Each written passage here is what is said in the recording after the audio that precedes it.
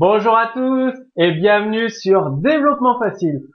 Donc dans ce nouveau cours, vous allez découvrir l'objet link.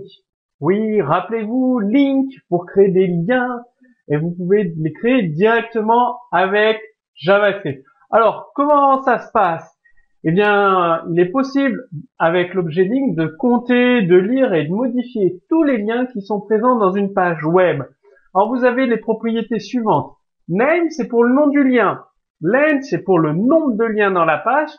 Target, ça définit la cible d'un lien, c'est-à-dire self, blank, est-ce que la page s'ouvre dans la même page, donc ça remplace la page actuelle, ou est-ce que ça ouvre une pop-up, une nouvelle page internet.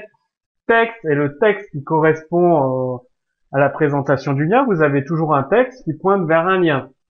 X, Y, c'est les positions horizontales et verticales d'un lien, donc pour le positionner où vous voulez sur la page web. Donc, un petit exemple de code source, ça affiche le nombre de liens dans une page web avec leur texte et leur URL. Qu'est-ce que vous faites? Tout simplement, au chargement de la page, vous appelez sur l'événement onload. Les événements, je vous renvoie au cours dédié aux événements JavaScript si vous ne savez pas les utiliser. Donc, onload, ça appellera directement la fonction clink. Il y a un cours aussi JavaScript sur toutes les fonctions, comment créer des fonctions, à quoi elles servent. Donc, consultez le cours sur les fonctions JavaScript si c'est nécessaire. Donc, au chargement de la page, ça va appeler clink. Et la fonction clink, qu'est-ce qu'elle fait? Elle va nous dire, il y a document.links, objet document qui fait référence à un cours JavaScript que je vous ai donné il y a quelque temps. Donc, étudier l'objet document, très très important. Donc, sur le côté, il y a une rubrique JavaScript avec tous les cours JavaScript, donc vous pouvez les retrouver très facilement. Donc, document.links.length, ça va retourner le nombre de liens présents dans la page. Et après, on fait une boucle for, c'est-à-dire document.link.lien, link, c'est un tableau. Donc, une boucle for, rappelez-vous, le cours sur les boucles. Les boucles for, while, do while, pareil, sur le côté, dans la catégorie JavaScript, il y a le cours sur les boucles, je vous invite à consulter si ce n'est pas déjà fait. Et donc, on fait un document.write, le texte du lien i plus 1, document.links, donc entre crochets i, donc l'indice, donc butlink, c'est un tableau, l'indice 0 pour le premier lien, 1 pour le deuxième lien, etc. Et on récupère le texte.txt.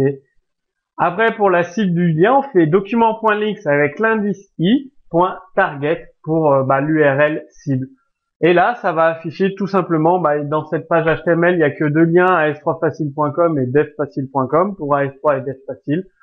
Dans vos pages de vos applications à vous, de vos sites internet, il y a peut-être 5, 6 liens. Enfin bon, ça va vous permettre de lister les liens, de travailler par exemple automatiquement avec une fonction JavaScript. Sur le body.load ou sur un clic, vous pouvez appeler votre fonction JavaScript qui va, pour tous les liens, automatiquement les faire mettre en target, self pour les ouvrir dans la même page ou blank pour les ouvrir dans une nouvelle page. Tout ça automatiquement. Donc c'est à ça que peut servir l'objet link. Très très intéressant pour faire des traitements en JavaScript automatisés sur tous les liens d'une page. Donc ça vous fait un objet supplémentaire pour créer des interactions avec l'utilisateur en fonction de ses actions, de votre site web, et tout ça. Retrouvez comme d'habitude un exemple de code source sous ce cours vidéo. Si vous avez des questions, posez-les également sous ce cours vidéo. Et moi, je vous dis à très bientôt sur Développement Facile.